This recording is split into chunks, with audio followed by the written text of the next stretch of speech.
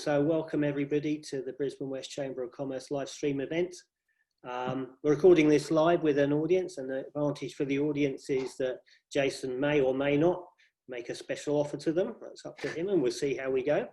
But you also can ask questions of Jason. We'll be doing about a 30-minute presentation on how to build a cash flow flywheel in your business, a tactical financial framework for scaling up and not going broke. The key takeaways, as you may have seen, are how to ignore the vanity metrics, and I'd be really interested to see what Jason thinks the vanity metrics are, because I think every business has their own vanity metrics in your scale up, and what to measure instead. Cash flow management principles for high growth businesses, and a financial framework that you can implement yourself. So feel free to post some questions in the chat. I will ask those later, or Jason can manage them as he sees them, if they're relevant to what he's talking about at the time. So I'll let Jason manage that, and I'll circle back and cover the other ones afterwards. And so without any further ado, I'll hand over to Jason. Thank you very much. Great, thank you, Ian. I'll just share my screen and we'll get started. Cool, can everyone see my screen? No? Let's try it again. Okay, how are we now? All good? Perfect. Okay, great. Well, thank you everyone for allowing me to be here. So today I'll be talking, as Ian mentioned, how to basically look at your business a little bit differently. So I think traditionally when we look at running our business, I mean, the typical spiel from accountants and general business advisors that, you know, the goal is to make profit, right? And I think, you know, that's fairly accurate advice. But what I'll demonstrate to you today is that profit can actually really be deceiving to your business. Profit can be manipulated. It's not always the best metric to be looking at. So today I'll be offering a different way to think about running or thinking about your business from a financial perspective. And that is to be looking at it from a cash flow perspective rather than a profit perspective. So that's the session today. Certainly we'll be taking questions. I'm sure you'll have a lot. My only ask is that you leave them to the end. So just keep them, add them to the chat or the Q&A section in the Zoom call, and we can cover them all at the end. Cool. All right, let's get started. So next time you hear about a whiz bang, you know, these super fast growth businesses in the media, I'd like you to pay attention to the numbers that the founder or CEO is touting or boasting about. So if you listen closely, typically they will offer the following metrics to help you understand their success, right? So number one is usually how much money they've raised from investors. So, you know, talking about how much capital you've raised from investors is a signal.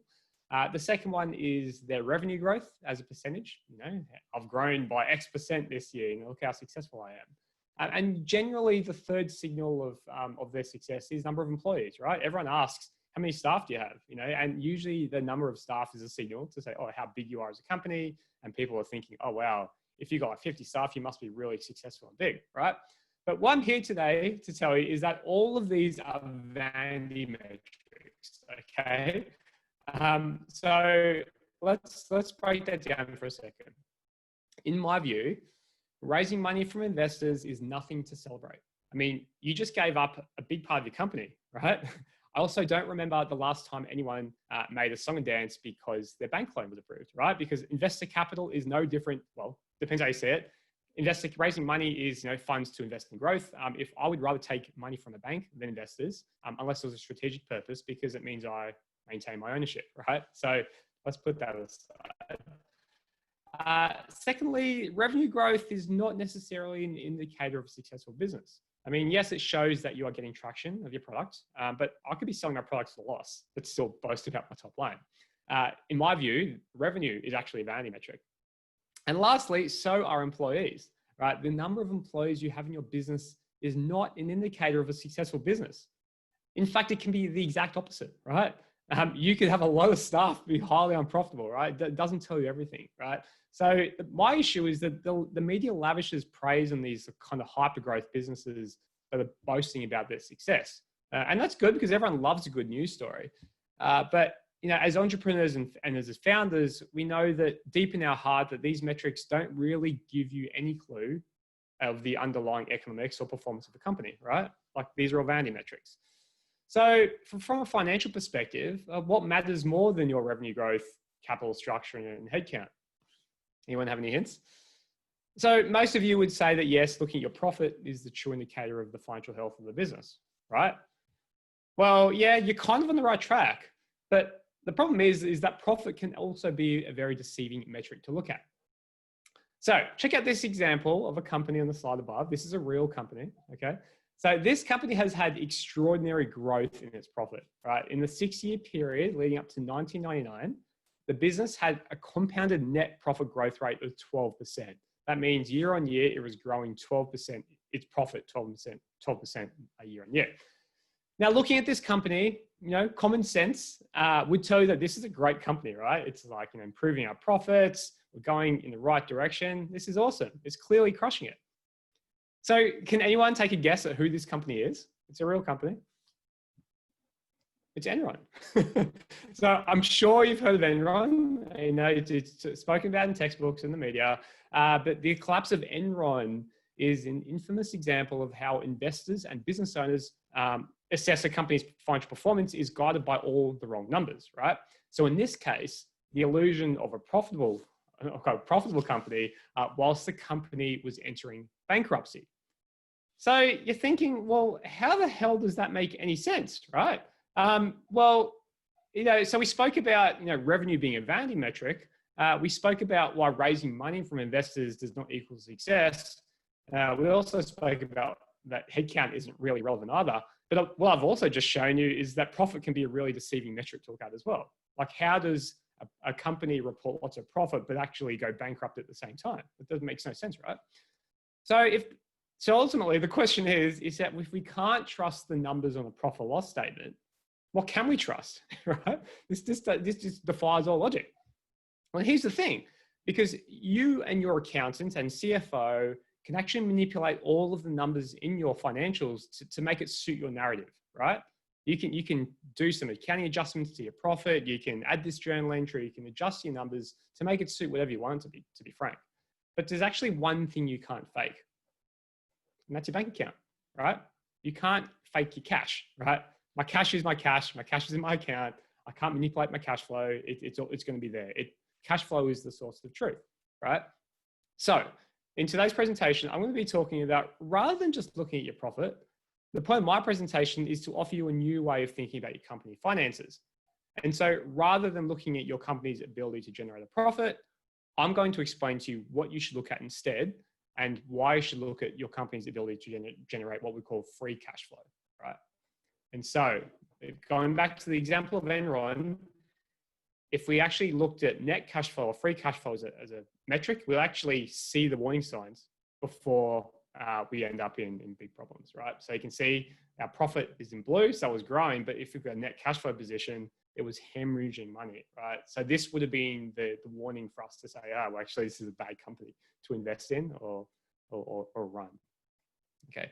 So as a founder and manager of your high growth business, understanding how to operate your business off the concept of free cash flow will help you scale and grow your business without growing broke, okay?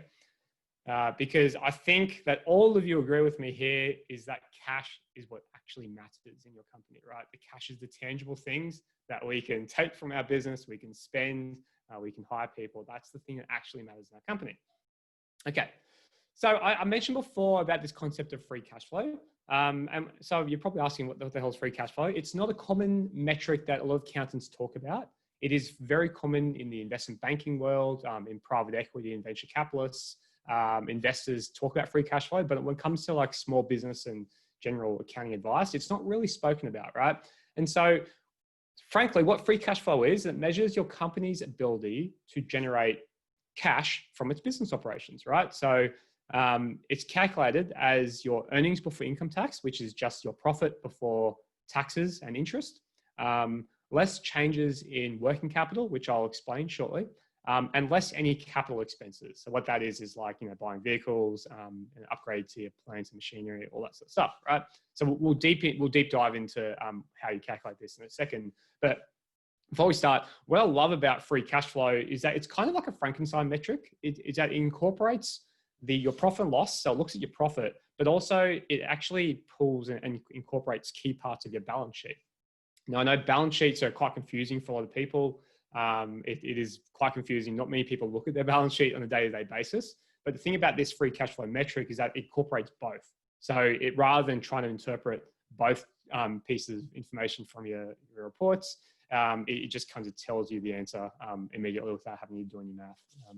So it really emphasizes that your profit is not the same as the cash flow, and understanding your free cash metric will help you understand how to improve your cash flow as well. So it's a pretty great metric, and it's kind of one that I obsess about for all the clients that we work with. Okay, so let's first break down this concept of free cash flow in a very practical example. Okay, so what we have here is a very simple, free cash flow calculation, and it's an example of a profitable but cash poor business. Okay, so this company made an EBIT, let's say a profit of $510,000, right? So it made $510,000 for the financial year, but it actually lost $40,000 of cash. And so you're probably scratching your head. It's like, well, how does that make any sense? How does a company make a profit but actually lose cash? Now, this is by far the most common question I get asked all the time by small business owners, because what happens typically is that your accountant every year gives you your financial statements, right? You get your account and they say, hey, congratulations, you made $510,000 of profit for the year. And you're thinking, oh, well, cool. So why don't I have $510,000 of cash in my bank account?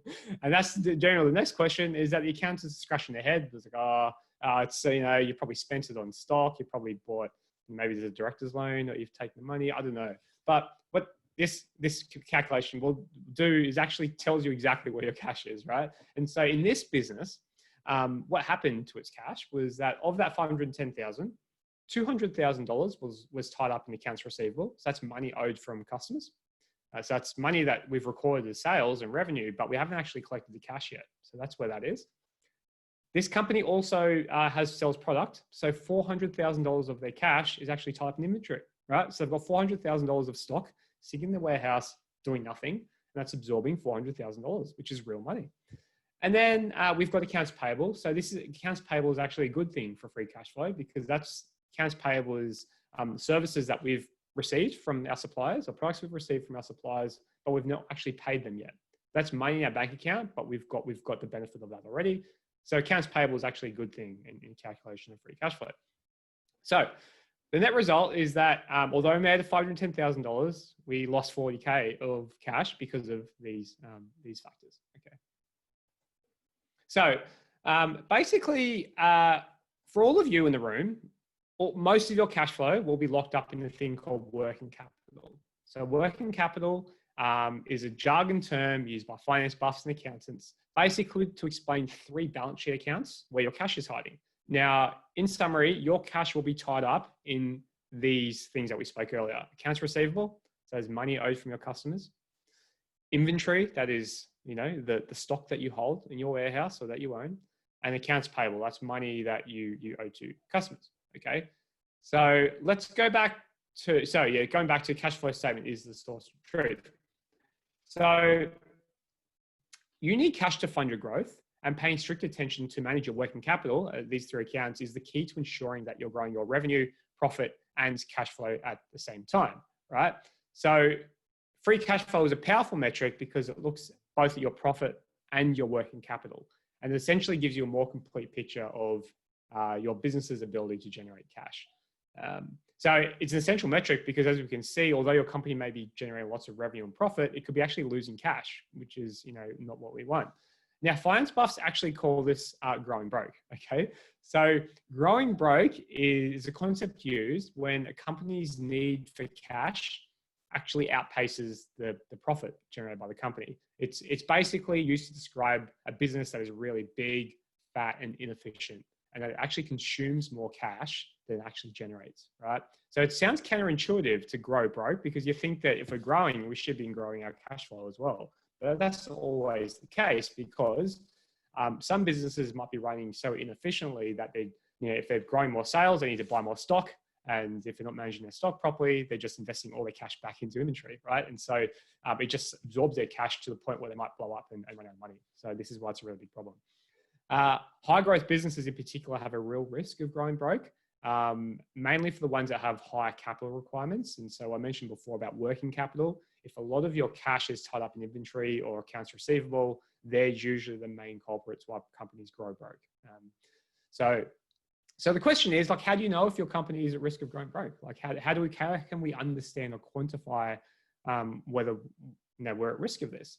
And so, frankly, if you go back to the math, it's about how much working capital you carry, right? So to remember, it goes back to how much of these you carry in your balance sheet, right? That really is the determining factor of your ability to generate a strong cash flow.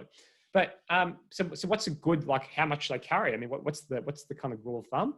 And so rather than thinking about like balances on your balance sheet about how much dollar value of stock you should hold or how much my inventory should be, because every business will be different, right? If I've got a $10 million business, naturally my accounts receivable balance will probably be higher than a $1 million turnover business because it's just the size of my company, right? So rather than thinking about dollar values, what's actually more helpful is to think about days, right? So days actually contextualize it specifically for your business, right? And we can do this through a thing called the cash conversion cycle, which basically, and frankly, measures the amount of days it takes to convert your profit into cash, right? So think about it rather than, I've got $500,000 of stock. Think about, I've got so many days of stock in my warehouse, okay?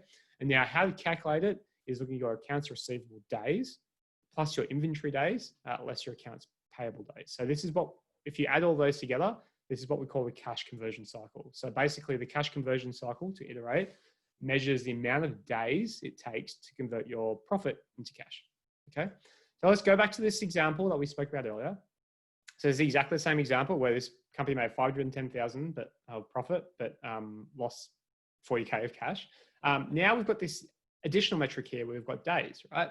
So what this is saying, and this is quantified, there's a formula, I'm not going to go over the formula, but basically this tells us that of this $200,000 of accounts receivable, we can translate into days. So what they're saying is that this actually takes 60 days for our customers to pay us, right? That's the standard, that's the trade terms, right? So if this customer had standard trade terms of 30 days for their sales invoices, but the customers are on average paying them in 60-day terms, there's money on the table, right? So they've got a debtors problem, right? They need to work on improving that cash collection time and reducing those days from 60 to less than 30 ideally.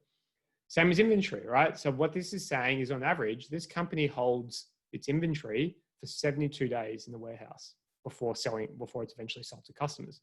But to me, that's a long time. Basically, the stock is sitting in their warehouse for over 2 months before it's eventually sold. Imagine that's $400,000 sitting in your basement or your warehouse. Well, literally imagine $400,000 of cash sitting in a warehouse doing nothing for 2.5 months, right? And you can't touch it, right? Because that's exactly what this metric is trying to tell you.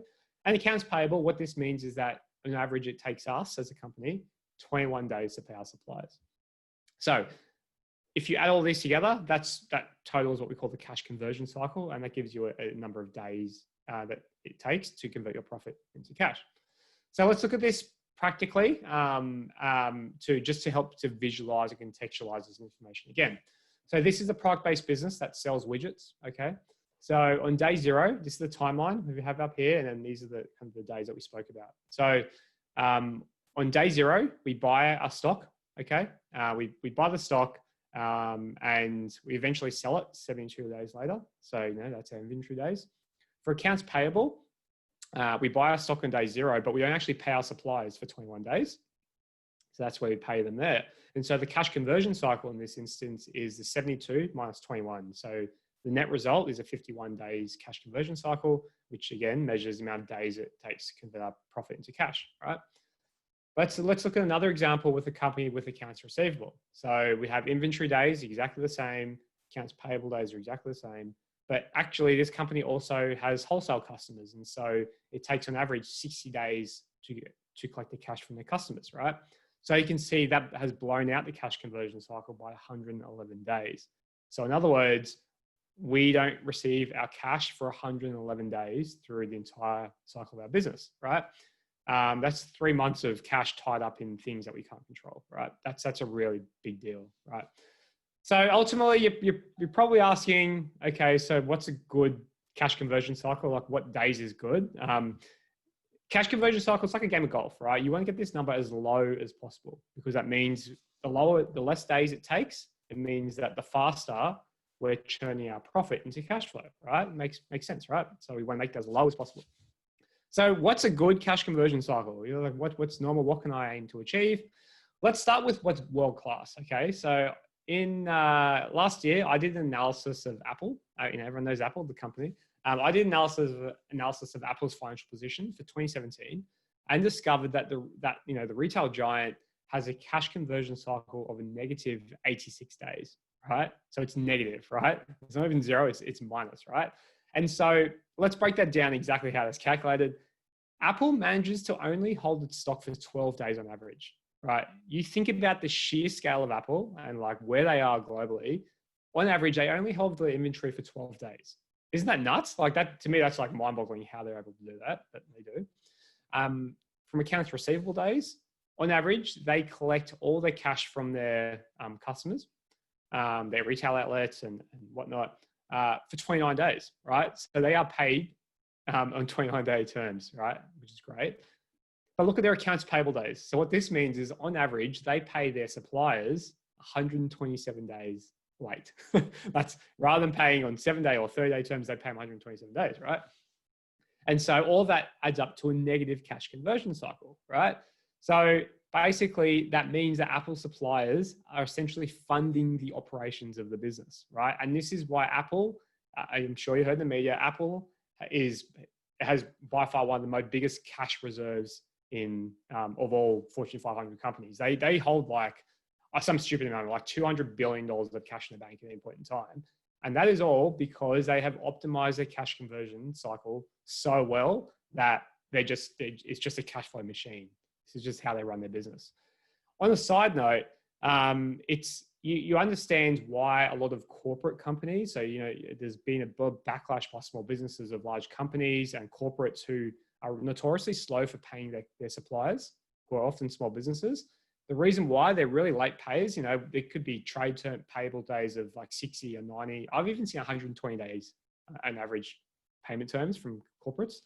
The reason why is they're trying to optimize their cash conversion cycle, right? This is why they pay you so late, because they're trying to optimize their cash, right? And so you're probably asking yourself, well, a negative cash conversion cycle, it's a pretty rare thing, to be honest. It's not rarely seen in small businesses. And I don't actually agree with trying to push out your suppliers to 127 days, because all of us in the room, we're all small business owners. I see my suppliers as partners to my business. I regard them same as my employees, right? I want to pay them on time. I want to make sure they're surviving, they're thriving, and we can build a long-term relationship. So I'm against screwing over your suppliers just to improve your cash flow. I don't like it. Yeah, there are situations where we might need to lean on each other, but it should be a very open dialogue about, hey, I need some breathing room. Can we negotiate something? But just defaulting to, I'm going to pay you in 3 months is not a good, healthy way I like to do business. So the question is, well, how do we improve our cash conversion cycle? So rather than trying to screw over our suppliers, I prefer to focus on things that we can actually control in our company. And for us, a lot of us in the room, that is our inventory days.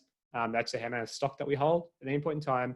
And then the other one is accounts receivable days, right? That's helping, making sure that we're getting paid on time by our customers who we work with, right? So we'll start with inventory. Tim Cook, CEO of Apple, he famously quipped that inventory is fundamentally evil, okay? So you want to manage your stock like you're in the dairy business, right? If it gets past its freshness date, you have a problem. So think about Woolies as an example. They hold a lot of perishable goods like dairy products, milk, which might have a shelf life of 7 to 10 days, right? You can't hold milk for too long in the fridge. It goes off, right?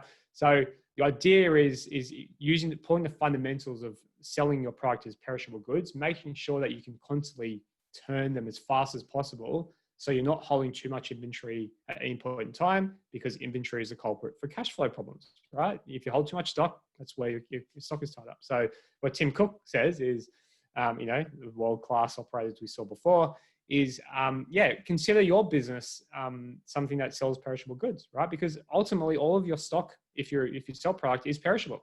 It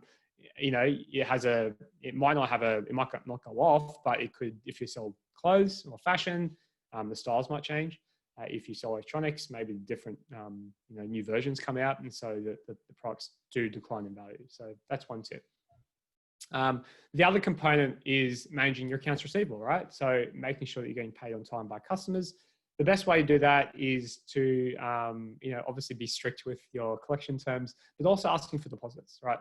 Getting paid up front for the work that you do is a very simple and very effective way of improving your cash conversion cycle, because you're getting a large component of that cash up front on day zero before you actually start the work, or at least you're not too far in completing the work. So collecting deposits up front is a really great way of improving your cash flow. Cool. Okay, so we spoke about the cash conversion cycle. What I want to do now is talk about how to effectively manage your cash flow practically on a day-to-day basis. So this is by far the most common question I get from a lot of founders on how to manage their cash flow in their business, right? No one ever teaches you how to manage your cash in your company, right? From a personal financial perspective, there's the likes of Scott Pape, the Barefoot Investor, who talks, I don't know if you guys have read his book, The Barefoot Investor, but talks about the buckets, right? So in my personal finances, I have buckets for my personal finances. I have one for my holiday savings, one for my mortgage, all that sort of stuff. Right? I have like 5 different bank accounts, right? So, but no one actually tells you how you should run your company's cash flow, right? No one ever tells you this stuff. So what I'm going to offer you today is a kind of a stolen parts from Scott Pape, and try to implement the same methodology into your business's cash flow, and to help you run your company's cash flow a bit differently. Okay, so we're going to use the bucket framework, right? So the idea is that the cash in your company's bank account is not yours to spend, okay? It is not your money. Your company is a separate legal entity to yourself. But also the money in your bank account and your company's bank account is not even yours to pay to yourself, right?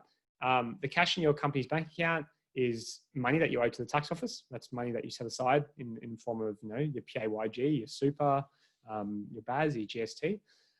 You owe money to suppliers, so there's cash there that you have to pay to your suppliers. You might have a loan for a business loan, so there's money there you need to pay back to your loans, right? So unfortunately, a lot of businesses that I see, they only have one bank account, and there's a bunch of cash in there, and the natural reaction is like, oh great, I'm cashed up. I've got heaps of money. I feel like I need to spend it quickly, right? But that's a really bad way of thinking about it, because the cash in your company's bank account is not yours to spend. It's money owed to other people, right?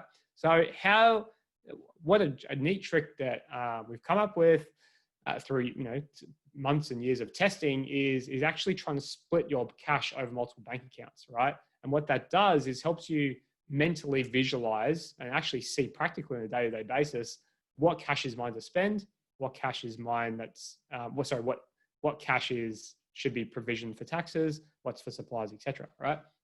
So here's the framework. We recommend every business have at least 4 bank accounts in the company. Whether you're a sole trader, you're a trust, you're a company, right? Whatever, have 4 bank accounts, right? So the first one is your operational account. This is the bank account where you tell your customers to pay their money into. This is where the money coming in goes into this operational account. And this is for day-to-day transactions, money out, money in, money out, all that sort of stuff. The second account is money that you should set aside for taxes, right? That's superannuation, GST, your PAYG, your income tax. So what we recommend is every month, understand how much you owe in terms of GST, PAYG, income tax. You can get all of this from your accounting system. It's all there. Get that information. The third account is for operation. This is for rainy day funds, right? And so, particularly right now with COVID, a lot of companies have seen their revenue disappear overnight, but their fixed costs are still there, right? So your idea with this is that you should always carry, our recommendation is to carry 2 months of operating costs as cash in your bank account. And you should never touch that money, right? That is just savings to help you get through any lumps or, any downturns, or maybe you might have a bad cash flow month. At least you've got money there to draw upon to fund the working capital of your company, right? So we recommend 2 months of operating costs to carry in that account. And then at the end, we have this free cash account, right? And as the name suggests, this is all the cash that is actually yours to spend, to pay out as distributions, to pay as a director loan, as wages for yourself, or as a dividends, right? So this is the stuff you can actually spend. The rest of it is not your money. You shouldn't touch it. It's your company's money. This is the money that you can touch, right? And so the question is, well, how do you allocate your money to these buckets? It starts from top to bottom, to be frank. So first one, the money comes into this top account, the operational account for transactions. At the end of each month, you go through your accounting system, your Xero file, and say, okay, for this month, how much GST did I accrue? Did I have to pay to the tax office? How much PAYG for my staff did I accrue? Did I have to pay to the tax office? If I made a profit, what's my rough income tax expense? Get that cash and actually transfer it into your tax account, right? So that's money that you set aside. And so when your BAS lodgement is due, you've got the cash ready to go. And so you lodge your BAS and you just transfer money out of this account straight to the tax office, and then you're sorted, right? You're not trying to question, where the hell's my cash? You've already saved for it. So it's already there. The next part. So once you've started to accumulate this tax account, the next thing is you can start to build up your operational account, right? So if you're finding a surplus, just don't do anything until you fill this account up. And then next is start to fill this account up, right? So you won't be able to fill it up. Carrying 2 months of operating expenses is quite significant for a lot of businesses. You know, if you've got like 10 staff, that's, you know, potentially 30, 40K a month of cash, right? And that's, to have that much cash in a bank account is a lot for a lot of businesses, but you should start to build that war chest up, right? So start to build up enough cash in your company and start to fill this bucket until you've got 2 months of operating costs. And again, once you've got to that point, leave it there. Don't touch it, right? Don't touch that money because that's there for a rainy day. Once you fill up your operational account for the 2 months worth of operating expenses, then you can start paying yourself, start filling up this free cash account. So this is the money, which is all the cash that I think that you should be allowed to touch, right? In terms of paying a dividend to yourself, paying down your director's loan, whatever. Okay, so this is the methodology. Start top to bottom and start filling the buckets up, and don't fill up the bucket until you fill up the first one. That's the idea. So the next question is, so let's assume that this free cash account, assuming you're a profitable cash flow generating business, this account should actually build over time. You should see that account start to build up with cash, which is great because we all want to, pay ourselves more and give yourself a pay rise and all that sort of stuff. The next question is, well, how do we spend that money, right? And so rather than just taking the money as you see fit, there is actually a systematic process to it. And what we recommend is every 3 months, could be every 6 months, depending on, on the size of your business, but every 3 months, sit down with your shareholders and your business partner and the other investors in your company and decide how to invest the money in your free cash account, right? So this is, now we're kind of looking at our business from an investor perspective. And this comes down to what we call capital allocation, right? We want to make sure that we're using what's the best return on our cash, right? So there's usually 3 options for small businesses. The first one is, number one, do we reinvest it back in the business? Do we reinvest it back into sales and marketing to grow our revenue and profit and cash? Or maybe do we put it into research and development to build a new product? That's a one way that we can spend that money. The next is, hey, what if there's no opportunity for us to buy another business? Maybe we can invest in another company, or we can buy someone in our space to grow our pie. So that's another way of investing that money. Or most commonly, we just pay a dividend to us. And this is the best part. I like getting dividends. So every 3 months or 6 months, pay dividend to your shareholders again. So why this is important is, I see it all the time. A lot of founders and a lot of people in their company just rip money out of their company as they see fit, right? But what I want to encourage is all of you just to build this into a process. It's a systematic approach to every 3 months, we sit down as a management team and actually decide together how we pay out that cash. Why this is important is, again, it makes sure that we leave enough cash in the company to fund the day-to-day operations, these things, as we said before, and we're only taking out money from the company that is that we can actually touch without screwing ourselves over. Okay, so that's the framework that I recommend everyone implements in your business. you can do this right now, right? So go through this spreadsheet, go through this methodology, spend the weekend or whatever just to go through your financials and start filling up your bank accounts. Yeah, cool.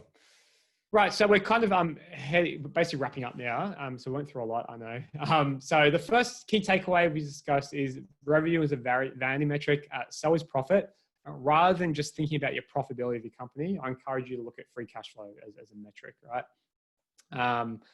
And a big part of that free cash flow calculation is understanding cash conversion cycle. So again, a lot of your cash will be tied up in accounts receivable and inventory. So really focus on managing those two aspects of your company.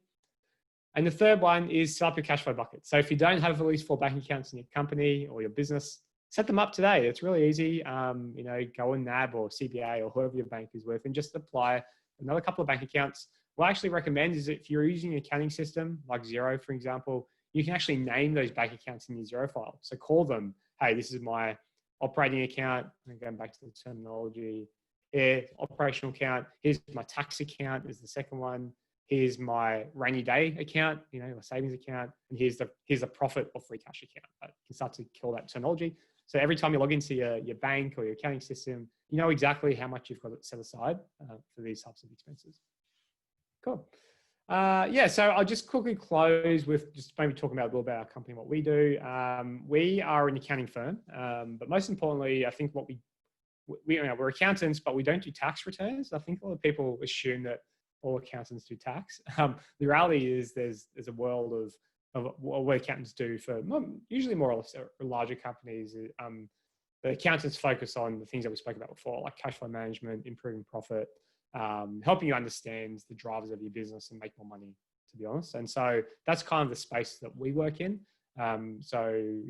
We do buzzers and wages and super and all that sort of stuff, but we don't do year-end tax compliance because it's not fun. It's not interesting. Everyone pays tax. It's pretty boring, to be honest. But we prefer to focus on the stuff in the middle, which helps people make more money. So that's kind of what we do. So I'm actually offering, if you guys are interested, there's no obligations kind of chat. If you want to maybe just a half an hour call, just to, you've got any questions for me specifically. I know asking questions in a group environment like this is sometimes daunting because of, the money and numbers and financials is quite a scary thing to talk about. So if you'd like to set up a one-on-one chat with me, there's a link there. Sarah will put that link through in the email after this call, just so you've got invitation there. But so that's just a complimentary chat. It's just to help me see if I can help you with your business at all. Great. Also, just finally, I've written a book on accounting of all things. So what I found was accounting can be very confusing subject matter, and it's not very well spoken about. I think accountants typically aren't great communicators, myself included. So I wrote a book which is basically pitched as the barefoot investor for business owners. So if you're looking to improve your financial literacy when it comes to your business finances, I really recommend you check it out. A lot of people, a lot of accountants in Brisbane particularly have read it and recommend it to their clients. So also there'll be a link to where in the email to where you can grab a copy as well. So cool. So that's basically us. That's me for today's session. I might hand this back over to Ian and we can talk about any questions that you guys have.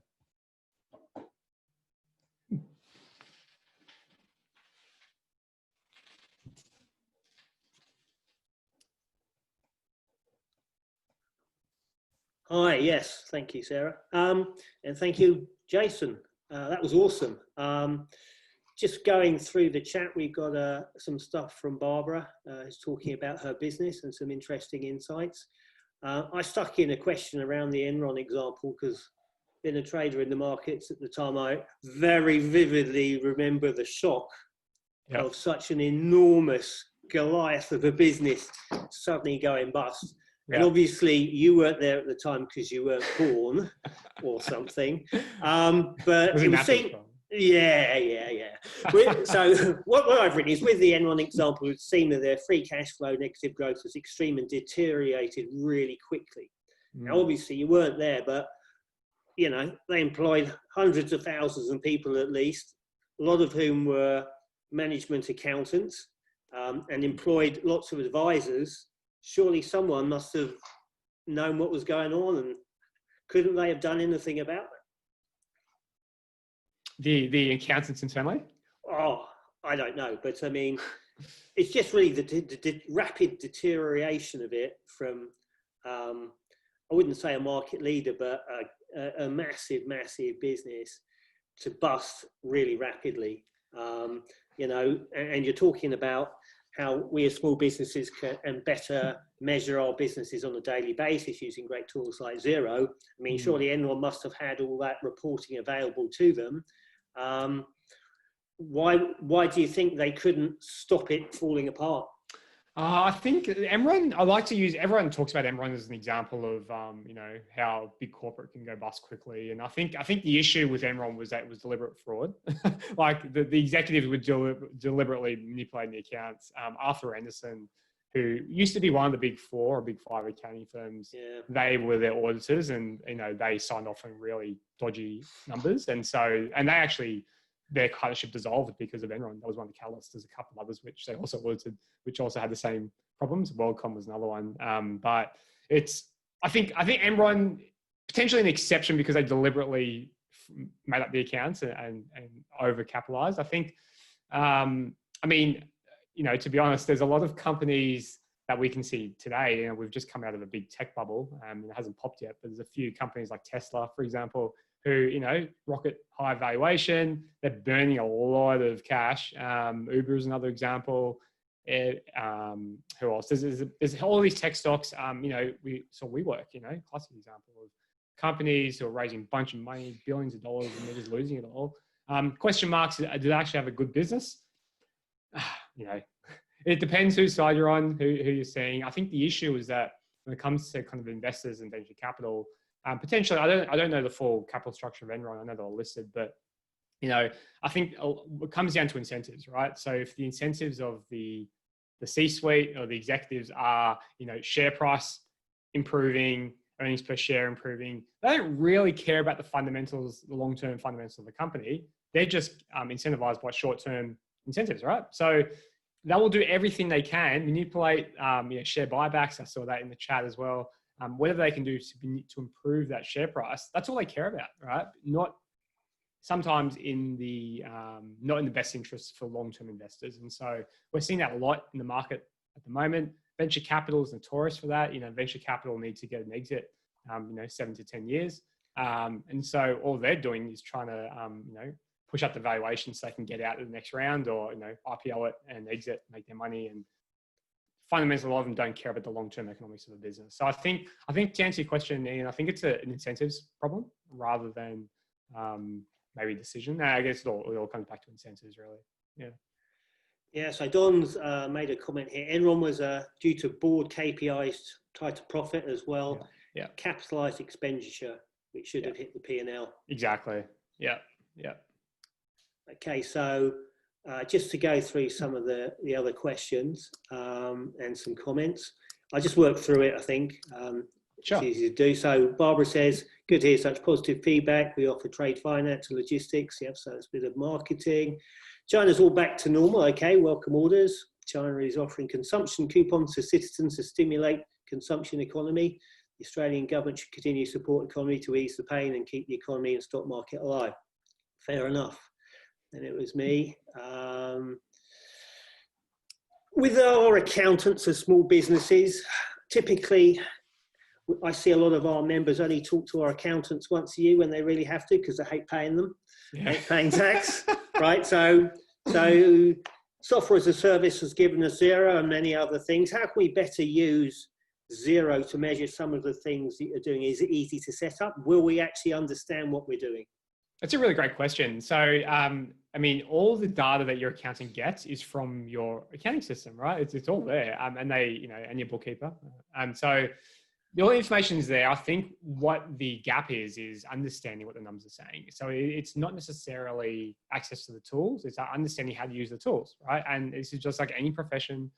You know, I've got a pair of scissors. Doesn't mean I can cut my hair. I'll always go to a barber or a hairdresser for a craftsperson, right? So I think that the barrier, though, is, as you said, Ian, a lot of people see their relationship with their accountant as a tax-orientated relationship. It's always about, go there, get my tax done, how much do I have to pay? Oh, crap, it's more than I thought. I want to get the money, whatever. And it's once a year thing. And that is, I'd say 90% of relationships of small businesses and accountants. I think that the environment certainly is changing, where I think business owners should engage with their accountant more frequently, at least on a quarterly basis, just to talk about the things I spoke about today: cash flow, profit, even some strategy. But at the same time, your accountant really needs to have a business commercial mindset. A lot of accountants typically are very tax oriented, right? So there is a bit of a skills gap for accountants as well, in my view.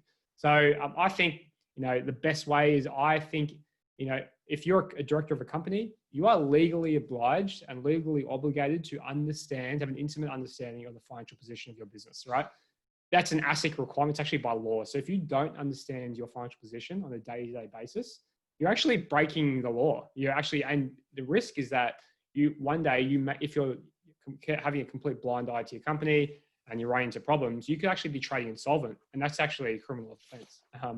And so if you go bust, or for whatever reason, your creditors can come and attack you personally, and you're personally liable for the debts of your company. So it's really important that all of you in the room, and every business owner, has at least a fundamental understanding of their financial position, at least on a monthly basis. And so rather than relying on external advisors, and they will know more than you, this is just by nature, but I think everyone should self-educate. So at least the 80% of the things relevant to your company and your financial performance. That's really important. Fundamentally, your accountant is not incentivized to help you get out of jail. They're just there to maintain your compliance. It's up to you to take responsibility and really understand, to take control of your financial position, just like everything. Yeah. In terms of accountability, the words public officer of a company never get mentioned very much, but very much focus with some of the companies that I run. I want to get my wife to be that. So going back to Apple, Barbara says BHP and Woolworths, there was exact cash flow models exactly. And Danielle says, so did Aldi.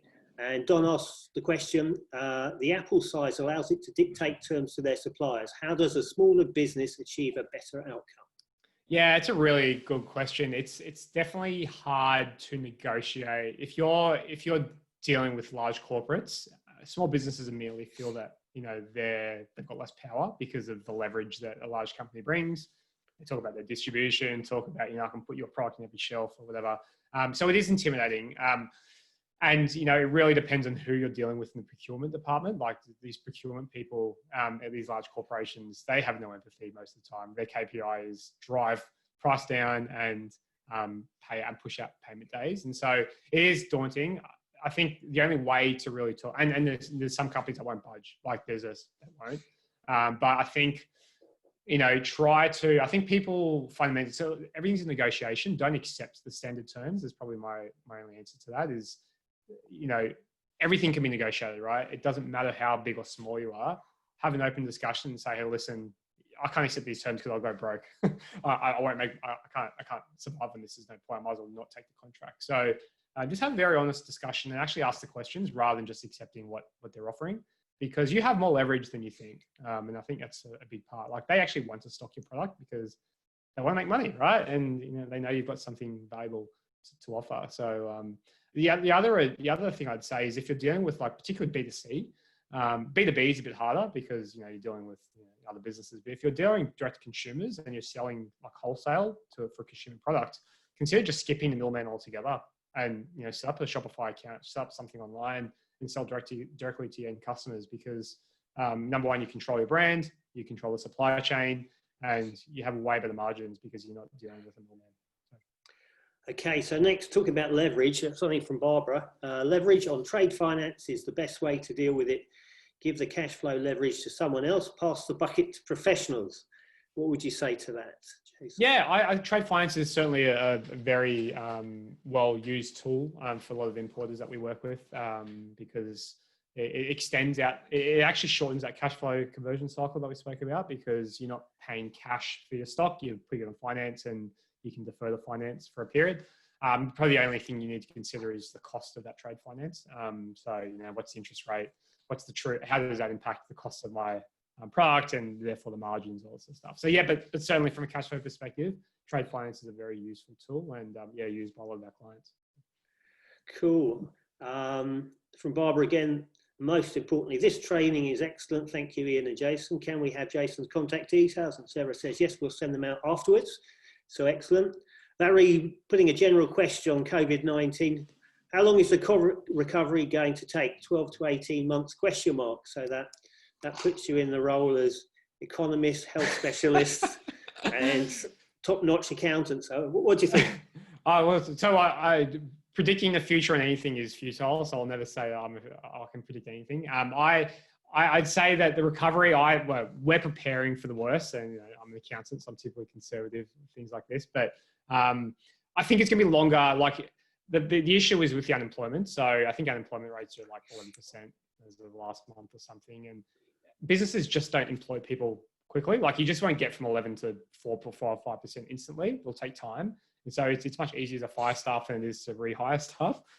There's always in the book. So that's why, and I think there's still a lot of like uncertainty and probably falling confidence in the market. Hence why I think things will be a lot slower than everyone thinks. And so for those reasons, I think, 18 months is probably, in my view, conservative, but probably the reality. I mean, even our company, we were expecting to hire some people this year. We actually parked it for 3 months because of who knows what's going to happen. So if there's uncertainty, that kind of spirals into people not spending money and not employing people. So I think if there's a lot more stimulus and there's a lot more money being injected, I think that it might change that or might shorten that period. But yeah, again, 18 months is just us guessing. But yeah, I think that's right. And it's really important that the government has focused on relationships with your employees if you've had to furlough them, whatever, because can you imagine hiring them all again through Seek? It's just a nightmare. Exactly right. And that's why the JobKeeper thing was quite a good initiative, because it's,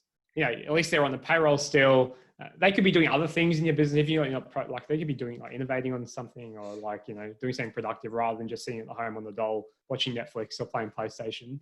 Keep people engaged, people active, because when it turns, they're already there in the position. You're not having to find people again and all this sort of stuff. So, yeah. Okay, so we're nearly out of time. I'll just run through the final comments. From Don Collins, great to see accountants talking with business owners on financial numbers, which drives business profitability and not focused just on compliance. Thanks, Don. Good to see you. Barry, would your CapEx projects be funded from one of those buckets? Yeah, really great question. So if you have a heavily CapEx intensive business, so you're manufacturing or you deal with a lot of plants equipment, you should my recommendation is actually have 5 bank accounts instead, have a 5th bank account, which is for those CapEx things, and putting some money aside.